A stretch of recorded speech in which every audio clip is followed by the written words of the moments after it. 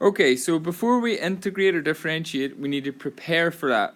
So we don't like this root sign here. So this is actually x to the power of a quarter plus 3. Now, the bracket here isn't actually that meaningful. The bracket is just here to show that we're integrating both terms with respect to x.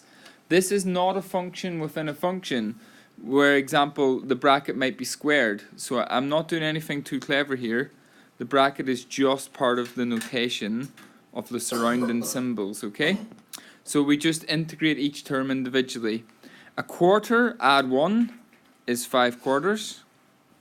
And when we integrate, after adding 1 to the power, we divide by that new power. To divide by 5 over 4, we times by 4 over 5.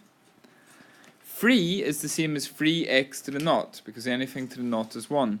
So if my x power was to the naught and I add 1 to that, I get x to the 1, which is just x. So I get 3x. When we integrate any constant, we just get that number of x. And because there's no limits here, this is indefinite integration, so we must add our c, our constant of integration. And we're done.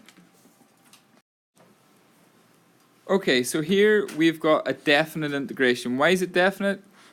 Because we've got limits. Now, when we integrate or differentiate, we must prepare it. We don't want to do this integral yet, because I've got 2 separate terms on the top of my fraction, so I need to split that fraction. So the first thing I do, I'm actually going to do that at the side to keep my main body working nice and clear. So I'm going to take 1 plus root w all over root w and change it to 1 over root w plus root w over root w. And on the right here, that's obviously 1. And on the left, that is 1 over w to the half. Get rid of my root sign.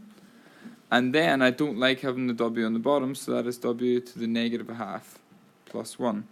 So in here now, I can just integrate between 1 and 3. W to the negative a half plus 1.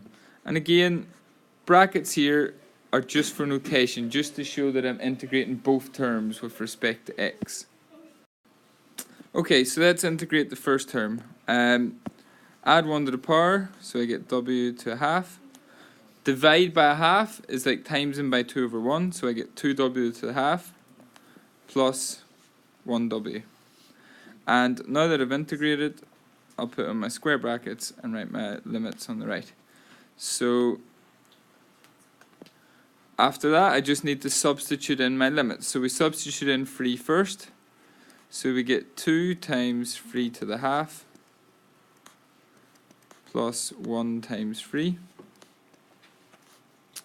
minus, and in my second brackets here, I will substitute in the 1. 2 times 1 to the half plus 1 times 1.